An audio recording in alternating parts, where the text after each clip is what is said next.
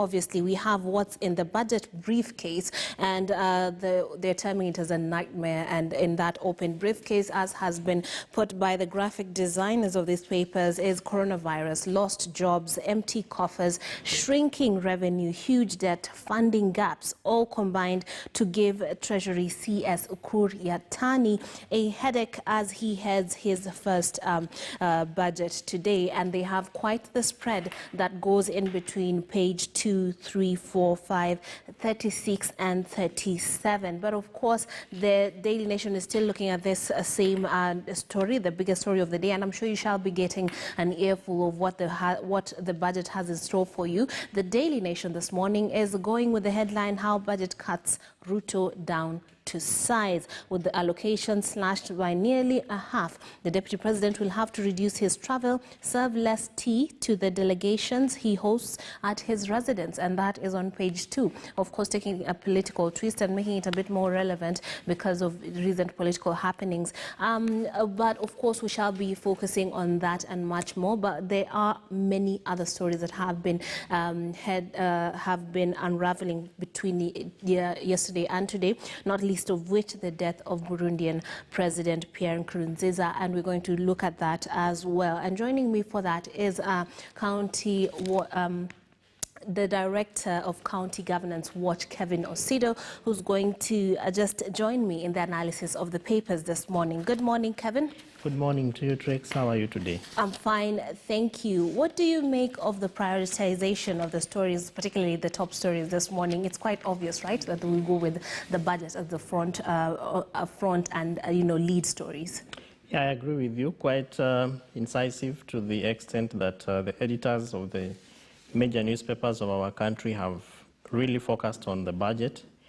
And the big question, like the Standard has asked, is what's in that briefcase? Mm-hmm. And I know that your reporters will be helping us understand what exactly is in that briefcase for most of us, particularly given the occurrences and in the context of the pandemic today, coronavirus itself, the number of jobs that young people have lost, number of companies that have been closed down. I would be interested in looking at the interlinkages between the economic stimulus packages that the President announced, mm-hmm. and how that really links with the budget expectations and how our Parliament is going to carry that through and put in place proper laws and frameworks that are going to safeguard the interests of the citizens. Quite interesting that the nation has narrowed down this to the Deputy President. It's not a shock anyway to me, because that was expected, but particularly given the kind of announcement that the President made in this change of structure of government, yes. where he then more or less cut off the office of the Deputy President and put it under his own office. Mm-hmm. And given the kind of working relationships that we have seen between the two gentlemen from their first term to this mid-second term of 2017, I know that probably this is not new to the people who work with the Deputy President. Sure. I personally have friends there, and the kind of things that they have gone through, had to go through, the kind of budget cuts, even in their own projects and programs as an office. So we look forward to seeing how the DP marks off through this and either works with the President to ensure that his office is relevant or is cut off through the budget cut short. Right, and what of course would come to mind is if those changes were indeed budget related or obviously politically motivated. And we do remember there was a lot of noise made around this particular change, with some experts saying this goes contrary to what the Constitution stipulates. And we have this being the major story on the Daily Nation, but of course there's much more. And when we look at the predictions that are being given in the Standard this morning, we're told about the nightmare. Do you think we're being particularly pessimistic in our view of the budget, or is it quite actually just relevant? Because you told about the gainers and the losers, and you have it outlined right here. For example, the presidency, crop development and agriculture research is one of the gainers, health, water and sanitation, TSC, one of the gainers, water and sanitation, early learning infrastructure, NIC. But among the losers, we also have the transport, house and urban development, ICT, planning, and so many other areas. For example, foreign affairs, youth development, devolution rather. Parliament is another loser. Judiciary also is coming right there as a loser. So what do you make of this? Is this, are we being particularly pessimistic when you look at the headlines in the Standard, for example, Yatani to add more pain to already suffering Kenyans? That really is a good way, in my view, of looking at it, because you realize that in the early days, we have had a lot of work that goes on into the budget-making process. And I remember those earlier days, particularly in the Kibaki government, there used to be a lot of civic awareness and education sessions that the ministry used to organize for different institutions per sector, so that if it is about water, then they would organize for public sessions for people to go and participate and put in their views and recommendations to the budget. And we would see even the Budget and Appropriations Committee of the National Assembly, then it was Parliament, calling people to go and sit and present memoranda.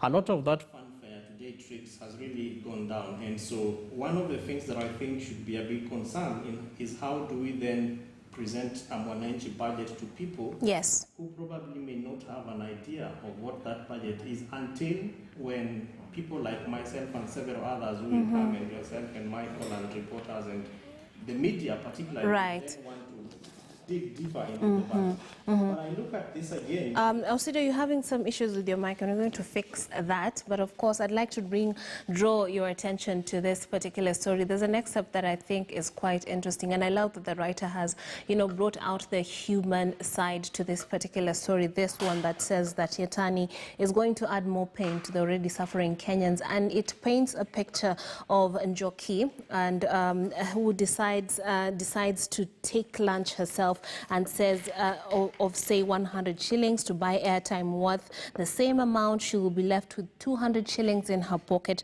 then 100 shillings of which is fare back home. She lives hand to mouth is what we're being told. Everything she makes every day is used up before the sunrise of the next day. So quite a bleak picture right there. But then when you take a look at some of this is the plight of many small-scale retailers. And for example, this particular individual that is being sampled in this article lost her job, or she was working for one of the local companies where she was making 3,000 shillings per day, and she was able to save at least 100,000 shillings.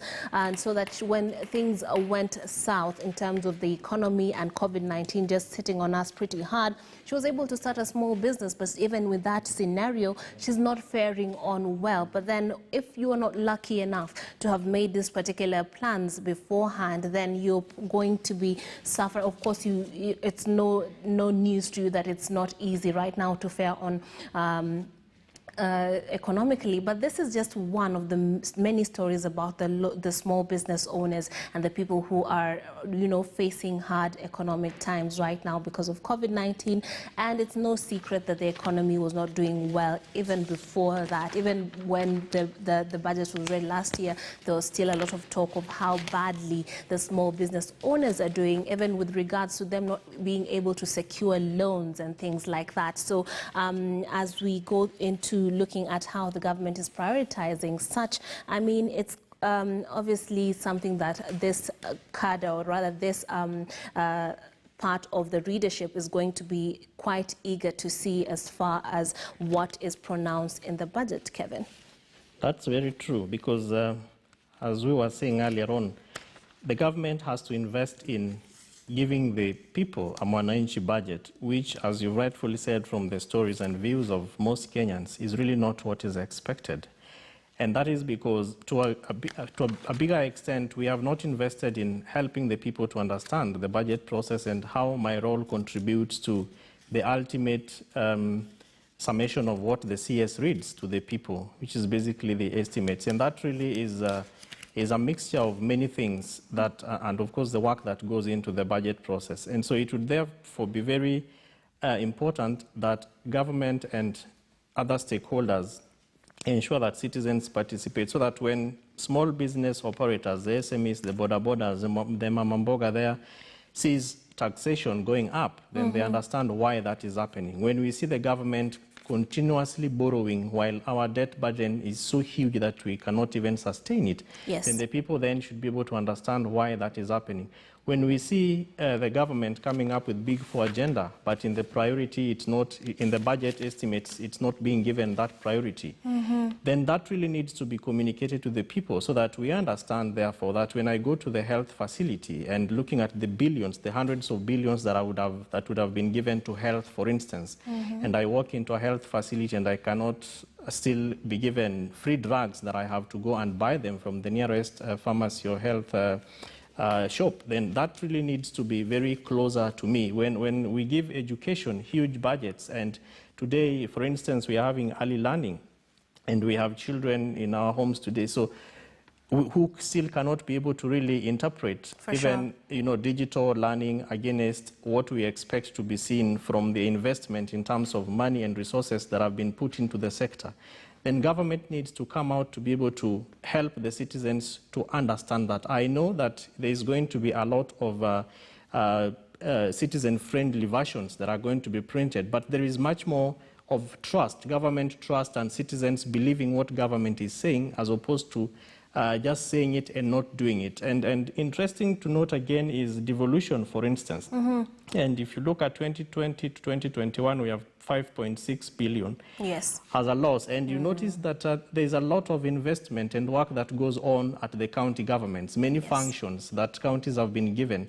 And so we would have expected that there is going to be some sort of interlinkages and relationship between the monies that are being given to counties against the services which they are going to provide to the citizens. Yeah, and in line with that, we're having a story that tells us that on Wednesday there shall be a conference that will, be expected to tell us how the county government and the governments and the national governments shall be collaborating in ensuring that the country, where there's tough economic times, COVID-19 and its spread, and of course the plan on how we return to the normal. You can take a look at the papers, but in the Standard there is hope, as we are told on another headline, that we look up to the CS with a lot of hope despite current gloom. So take a look at the very many stories that are being covered in the dailies, and you shall get yourself in the know of what to expect, what the sampled citizens want of this budget and the CS that will be in the spotlight today. But of course, you shall be getting an earful of that as we in our next segment, where we'll have ex-an Iraqi, an economist, and other analysts who will give us a more specialized view of what to expect of the budget and what the odds are. But let's take a look at what other headlines are being cast upon us this morning. We have Waiguru rushes to court, Senate plans hearing. Now, this is on page 7 of the Daily Nation. We are told Kirinyaga governor wants decision to impeach her nullified, arguing that MCAs had been barred by county from doing so. And of course, according to a statement that released yesterday, her lawyer actually indicated that the same, and this has been published in the Standard as well, that the embattled governor is asking that all those 23 MCAs that were involved in her apparent impeachment be actually, condemned for going against the court, to be charged or cited rather with contempt of court. What do you take of this? What do you make of this developing story, Mr. Osido? Trix, as a country, we have come a long way, and devolution is one of the things that Kenyans expected to have out of the 2010 Constitution. Yes. One of the most saddest stories that we have had being jinxed within devolution and service delivery has been corruption. Right. And we have had many governors and other public servants who have had to go through a whole opportunity to either prove themselves guilty or innocent.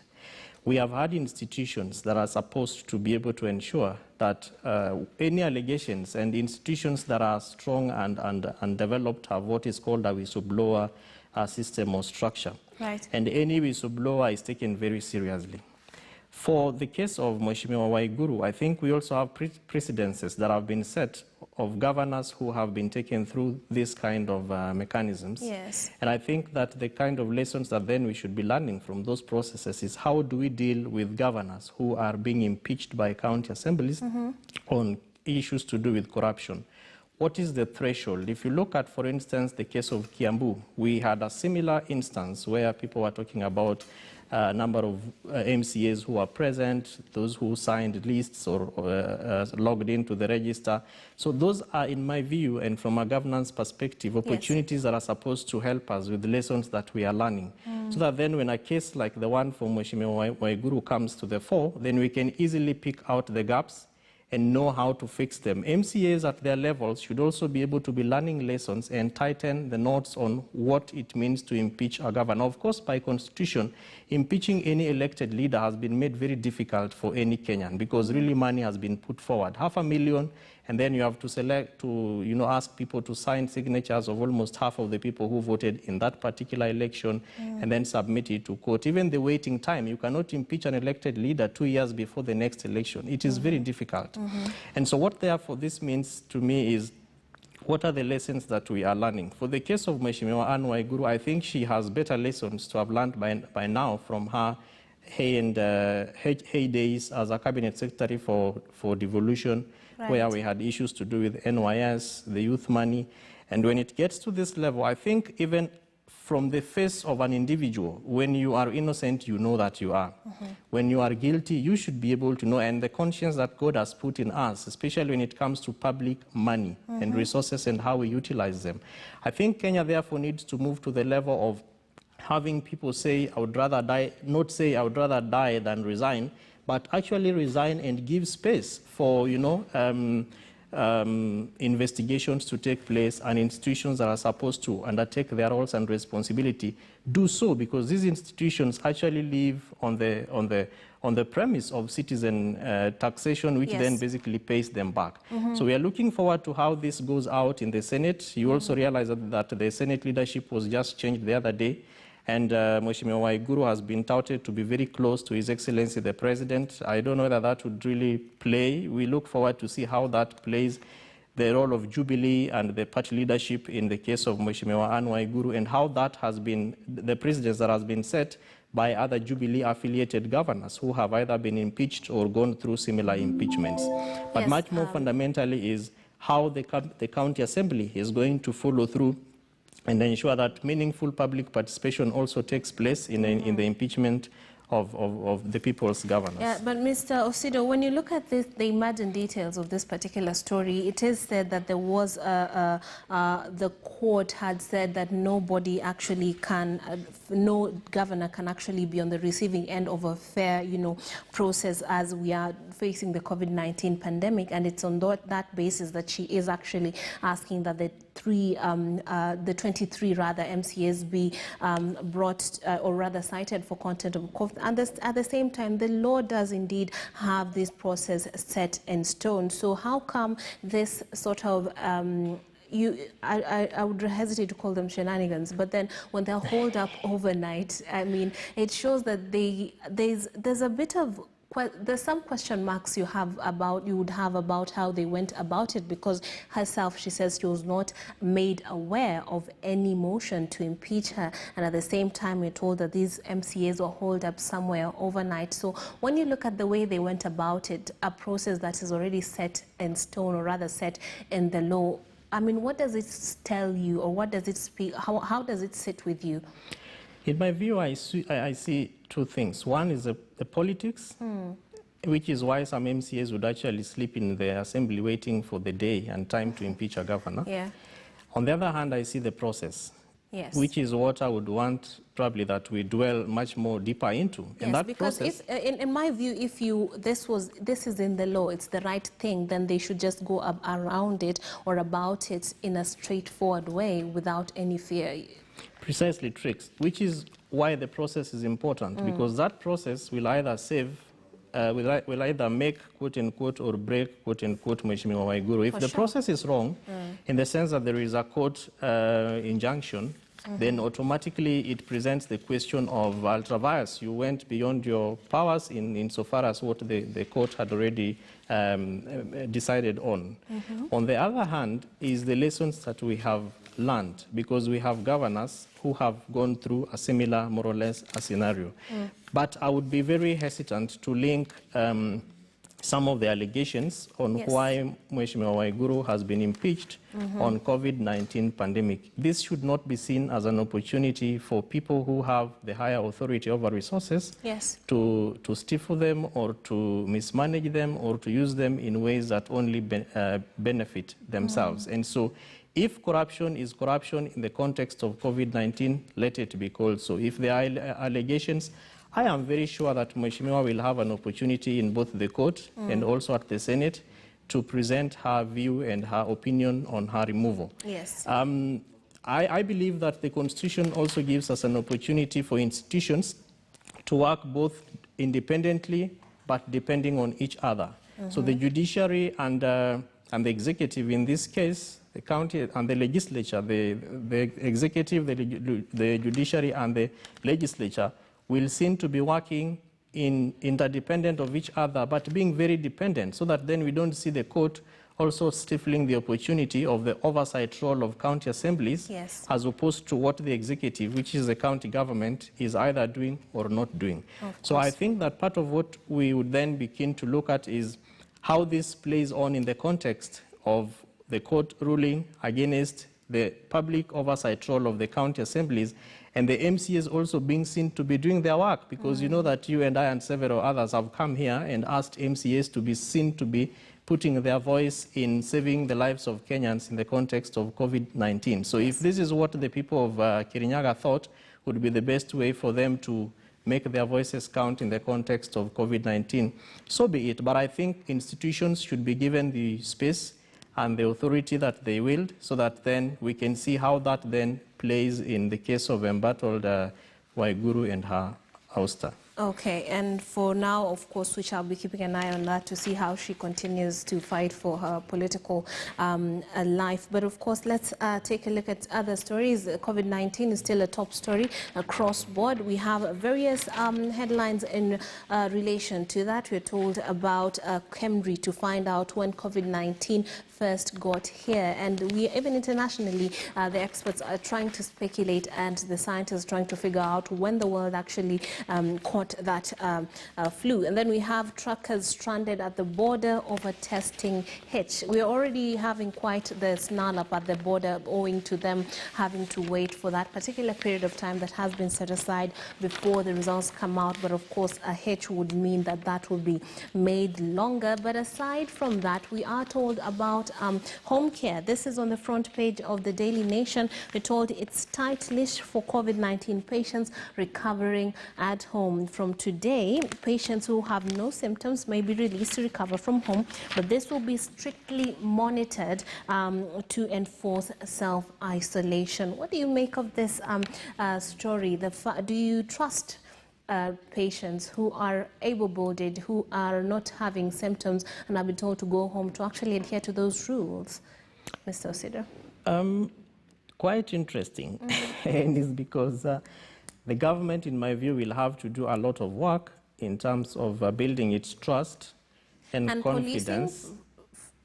Would you expect them to do some sort of policing of these particular people to ensure that they stay at home? Because at the beginning of this whole thing, we had people coming from abroad and sent home and told to self-isolate. Clearly not everyone followed this particular rules. So when you see this particular approach that has been put on page 11 of the Daily Nation, how are you taking it? Because for me, I'm a bit skeptical about it. The protocol tricks will have to be people-centered and people-driven. And it has to be something that is bottom-top as opposed to top-bottom. Yes. Because otherwise, the kind of, trust deficit that we have seen in Kenyans as opposed to government response to COVID-19 is going to build up, where people are even asking, show us who these sick people are. We have seen in other countries how COVID-19 patients look like. And in Kenya, we are not seeing similar issues, all the way to how resources have been used. So to the extent that this protocol on, for home-based care has been developed, there will have to be a lot of work that the governments, both national and county, will have to do to empower the home-based care givers, who will then be able to an extent, in my view, do what you're calling policing. Yes. So that then they're able to, one, get information on who are these infected people, visit them, and the government will have to also empower them with PPEs so that then they also feel confident and secure to go and interact with these sick people. And even the people who stay in these families, in these homes, will have to be taken through a proper structure of education so that they understand why it is important for these people to be taken care of at home, and even their role in the absence of the home-based care givers. On the other part of it is, of course, the referral system. If I am sick at home and my case worsens, our county governments and the national government institutions, so health facilities, are ready and competent enough, and we have gone through the summit's recommendations yesterday. We are looking forward to how that is going to be rolled out. So our county governments also ready and confident to be able to take care of the referred patients. Yes, Mr. Osido, we have run out of time, and I'd imagine in that we'd also have to worry about, or rather tackle, the matter of stigma in our local communities so that these people who are being self-isolated do not have to face that particular ill. But as we go along with this, we are going to have to take a short break. When we come back, we'll be focusing squarely on the upcoming budget reading, and Michael will be talking to the experts on that and much more. Stay tuned to Morning Express.